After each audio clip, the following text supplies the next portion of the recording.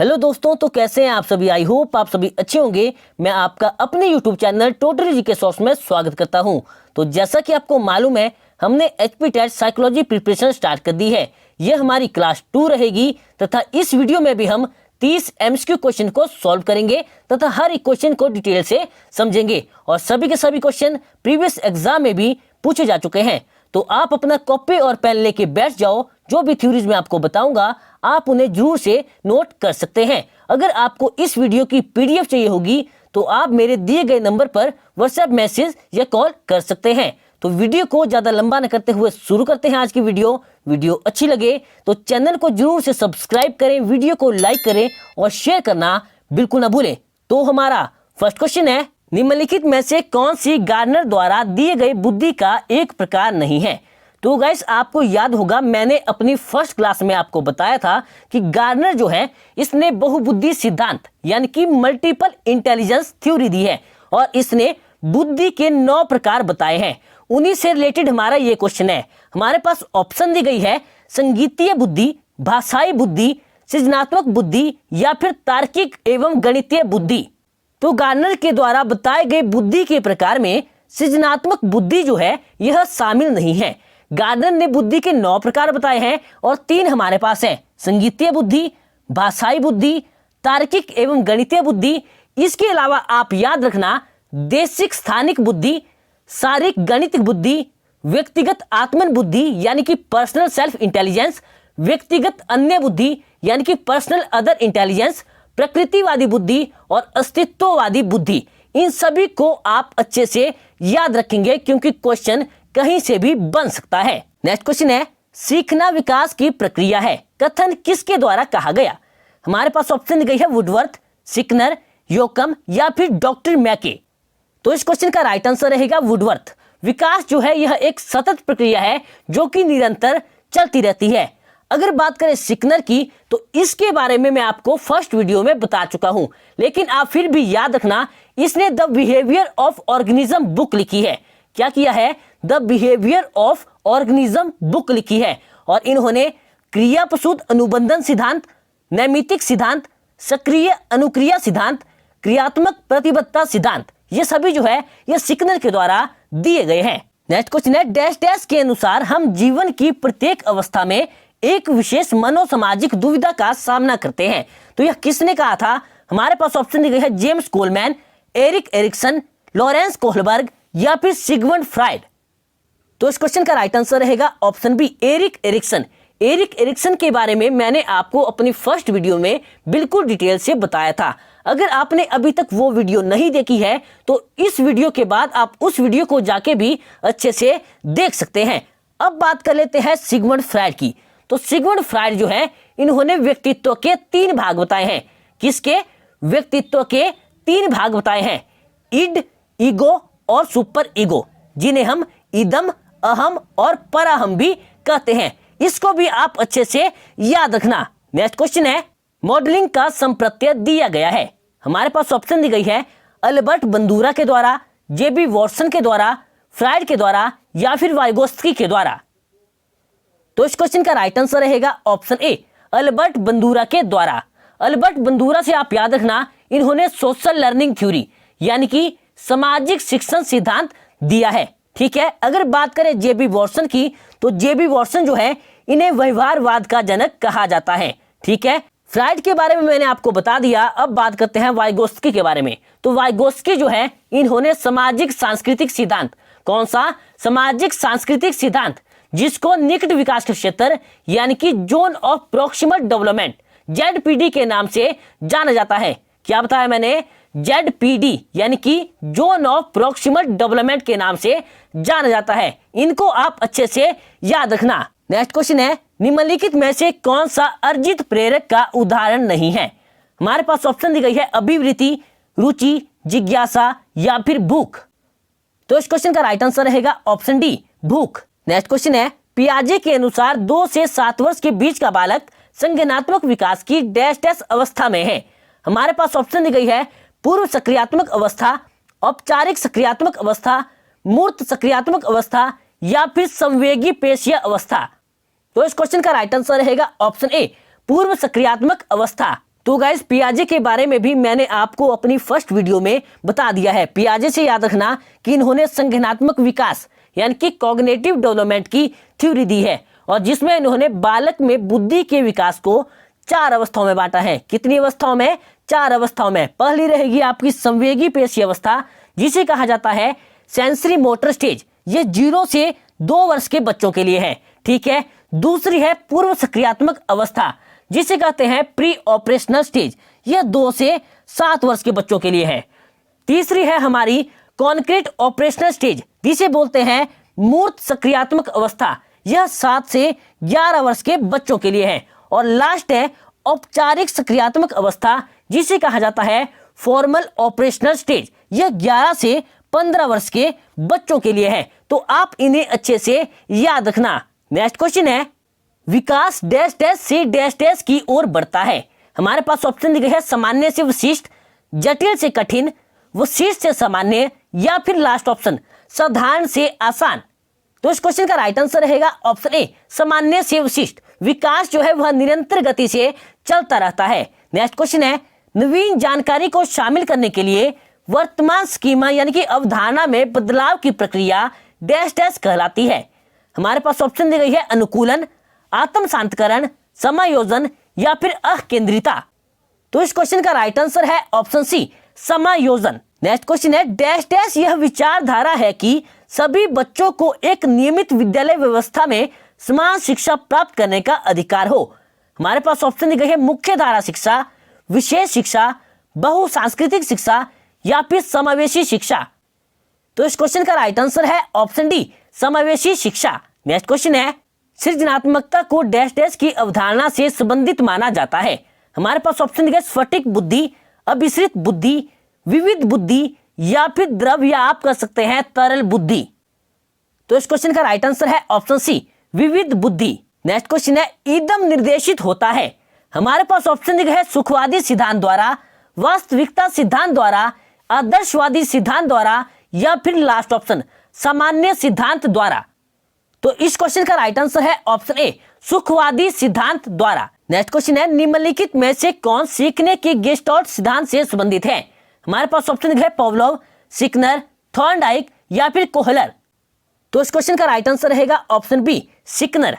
अगर बात करें पावलोव की, तो पावलोव से आप याद रखना इन्होंने शास्त्रीय अनुबंधन का सिद्धांत दिया था। कौन सा? शास्त्रीय अनुबंधन का सिद्धांत। और यह एक रूसी मनोवैज्ञानिक थे, ठीक है। अब बात करते हैं थॉर्नडाइक की। तो थॉर्नडाइक से आप याद रखेंगे कि इन्होंने बहुकारक सिद्धांत, कौन सा सिद्धांत दिया है? बहुकारक सिद्धांत थॉर्नडाइक के द्वारा दिया गया है। इस क्वेश्चन को भी आप अच्छे से याद रखना। नेक्स्ट क्वेश्चन है, बच्चों के अधिगम में शारीरिक स्वास्थ्य और सामूहिक अवस्था। हमारे पास ऑप्शन दी गई है, का कोई आपसी संबंध नहीं है, की भूमिका नगण्य है, का कोई प्रभाव नहीं होता है, या फिर लास्ट ऑप्शन की एक महत्वपूर्ण भूमिका है। तो इस क्वेश्चन का राइट आंसर रहेगा ऑप्शन डी, बच्चों के अधिगम में शारीरिक स्वास्थ्य और सामूहिक अवस्था की महत्वपूर्ण भूमिका है। नेक्स्ट क्वेश्चन है, वह बच्चे जिनकी मानसिक आयु उनकी कालानुक्रमिक आयु से ज्यादा होती है डैश डैश कहलाते हैं। हमारे पास ऑप्शन दिए है प्रतिभाशाली बालक, सामान्य बालक, अधिगम अपंग, या फिर मंदित बालक।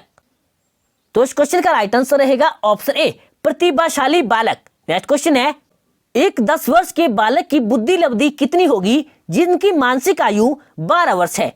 तो बुद्धि लब्धि का सूत्र रहेगा मानसिक आयु बटा वास्तविक आयु मल्टीप्लाई बाई 100, यानी कि मेंटल एज बटा क्रोनोलॉजिकल एज मल्टीप्लाई बाई 100। तो चलो इस फार्मूले का यूज करते हैं। तो सबसे पहले हम लिखेंगे मेंटल एज यानी कि मानसिक आयु। तो बच्चे की मानसिक आयु है 12 वर्ष। उसके बाद हम नीचे लिखेंगे उसकी वास्तविक आयु, यानी कि बच्चा कितने साल का है? तो बच्चा है 10 साल का। तो 10 हो गया गुणा 100, ठीक है।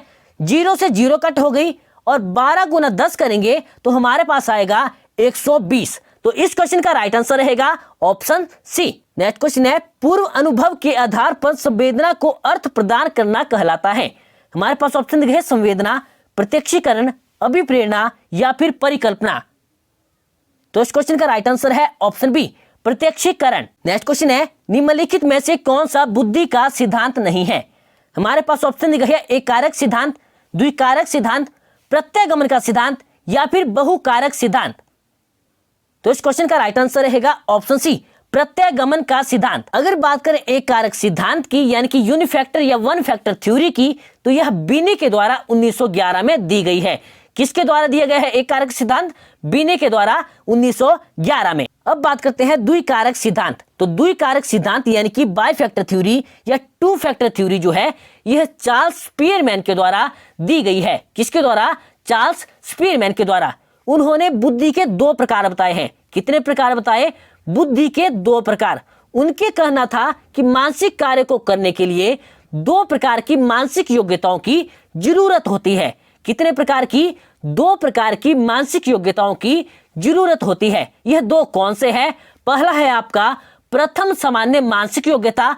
कौन सा? प्रथम सामान्य मानसिक योग्यता यानी कि जनरल एबिलिटी जी फैक्टर। और दूसरा है आपका द्वितीय विशिष्ट मानसिक योग्यता यानी कि स्पेसिफिक एबिलिटी एस फैक्टर। तो इन सभी को आप अच्छे से याद रखना। अब बात करते हैं बहुकारक सिद्धांत की। तो बहुकारक सिद्धांत जो है, यह मैंने आपको बता दिया कि यह थॉर्नडाइक के द्वारा दिया गया है। प्रत्ययगमन का सिद्धांत, इससे भी आप एक चीज याद रखना कि इस नियम के अनुसार बालक में अपने माता पिता से विपरीत गुण दिखाई देते हैं। फॉर एग्जाम्पल, जैसे बुद्धिमान माता पिता के कम बुद्धि वाले संतानें उत्पन्न होना और कम बुद्धि वाले माता पिता के अधिक बुद्धिमान संतानें उत्पन्न होना प्रत्ययगमन के सिद्धांत को बताता है। तो आप इसे भी अच्छे से याद रखना। नेक्स्ट क्वेश्चन है, निम्नलिखित में से कौन सा विकासात्मक विकार का उदाहरण है? हमारे पास ऑप्शन है दृष्टि बाधिता, श्रवण बाधिता, बौद्धिक अक्षमता या फिर कुष्ठ रोग। तो इस क्वेश्चन का राइट आंसर रहेगा ऑप्शन सी, बौद्धिक अक्षमता। नेक्स्ट क्वेश्चन है, एकांत प्रिय, संकोची, आदर्शवादी तथा आत्मगत दृष्टिकोण वाले व्यक्ति यूंग के अनुसार दिए गए व्यक्तित्व के वर्गीकरण में किस वर्ग में आते हैं? हमारे पास ऑप्शन है अंतर्मुखी, बहिर्मुखी, उभयमुखी या फिर उपरोक्त सभी। तो इस क्वेश्चन का राइट आंसर रहेगा ऑप्शन ए, अंतर्मुखी। नेक्स्ट क्वेश्चन है, गेस्टाल्ट का अर्थ है? हमारे पास ऑप्शन है समग्र रूप में, परिवर्तन के रूप में, मशीन के रूप में या फिर व्यवहार के रूप में। तो इस क्वेश्चन का राइट आंसर रहेगा ऑप्शन ए, समग्र रूप में। नेक्स्ट क्वेश्चन है, निम्नलिखित में से कौन सा द्वितीयक समाजीकरण एजेंसी का उदाहरण है? हमारे पास ऑप्शन दी गई है परिवार एवं आस पड़ोस, परिवार एवं मीडिया, विद्यालय एवं मीडिया या मीडिया एवं आस पड़ोस। तो इस क्वेश्चन का राइट आंसर रहेगा ऑप्शन सी, विद्यालय एवं मीडिया। नेक्स्ट क्वेश्चन है, अमन हमेशा समस्या के एकाधिक समाधानों के बारे में सोचता है। इनमें से काफी समाधान मौलिक होते हैं तथा अमन किन गुणों का प्रदर्शन कर रहा है? हमारे पास ऑप्शन दी गई है सृजनात्मक चिंतन, अभिसारिक चिंतन, अनम्य विचारक या फिर आत्म केंद्रित विचारक। तो इस क्वेश्चन का राइट आंसर रहेगा ऑप्शन ए, सृजनात्मक चिंतक। नेक्स्ट क्वेश्चन है, निम्नलिखित में से कौन से कारक अधिगम को प्रभावित करते हैं? हमारे पास ऑप्शन दी गई है विद्यार्थी की अभिरुचि, विद्यार्थी का सामवेगिक स्वास्थ्य, विद्यार्थी का सामाजिक एवं सांस्कृतिक संदर्भ या फिर उपरोक्त सभी। तो इस क्वेश्चन का राइट आंसर रहेगा ऑप्शन डी, उपरोक्त सभी। नेक्स्ट क्वेश्चन है, जन्म से किशोरावस्था तक बच्चों में विकास किस क्रम में होता है? हमारे पास फर्स्ट ऑप्शन दी गई है अमूर्त सांवेदिक मूर्त, सेकंड ऑप्शन है सांवेदिक मूर्त अमूर्त, थर्ड ऑप्शन है मूर्त अमूर्त सांवेदिक या फिर लास्ट ऑप्शन अमूर्त मूर्त या सांवेदिक। तो इस क्वेश्चन का राइट आंसर रहेगा ऑप्शन बी, सांवेदिक, मूर्त और अमूर्त। नेक्स्ट क्वेश्चन है, डैश डैश के अनुसार बच्चों के चिंतन के बारे में सामाजिक प्रक्रियाओं तथा सांस्कृतिक संदर्भ के प्रभाव को समझना आवश्यक है। हमारे पास ऑप्शन दिए है लॉरेंस कोहलबर्ग, जीन पियाजे, लेव वाइगोस्की या फिर अल्बर्ट बंदूरा। तो इस क्वेश्चन का राइट आंसर रहेगा ऑप्शन सी, लेव वाइगोस्की। नेक्स्ट क्वेश्चन है, हॉवर्ड गार्डनर के बहुबुद्धि सिद्धांत के अनुसार तार्किक गणितीय बुद्धि वाले व्यक्ति की क्या विशेषता हो सकती है? तो गाइस इस क्वेश्चन का राइट आंसर मैं आपको बता देता हूं। इस क्वेश्चन का राइट आंसर है ऑप्शन डी, पैटर्न को खोजने की एवं तर्क की लंबी श्रृंखला को हल करने की क्षमता और संवेदनशीलता। नेक्स्ट क्वेश्चन है, वह प्रक्रिया जिसके द्वारा बच्चे आदतों, कौशलों, मूल्य तथा अभिप्रेरणा को विकसित करते हैं और जो उन्हें समाज का जिम्मेदार सदस्य बनाती है, उसे क्या कहा जाता है? हमारे पास ऑप्शन दी गई है समाजीकरण, समावेशन, मुख्य धारा से जुड़ना या फिर विभेदीकरण। तो इस क्वेश्चन का राइट आंसर रहेगा ऑप्शन ए, समाजीकरण। नेक्स्ट क्वेश्चन है, बच्चों को कक्षा में प्रश्न, हमारे पास ऑप्शन दिए है पूछने के लिए प्रोत्साहित करना चाहिए, पूछने के लिए अनुमति नहीं देनी चाहिए, पूछने से रोकना चाहिए या फिर पूछने के लिए प्रेरित करना चाहिए? तो इस क्वेश्चन का राइट आंसर है ऑप्शन डी, पूछने के लिए प्रेरित करना चाहिए। नेक्स्ट क्वेश्चन है, बुद्धि का द्विकारक सिद्धांत दिया गया था। हमारे पास ऑप्शन है थर्स्टन द्वारा, स्पीयरमैन द्वारा, बीने द्वारा या फिर पियाजे द्वारा। यह मैंने आपको थोड़ी देर पहले ही बताया कि बुद्धि का द्विकारक सिद्धांत किसने दिया है।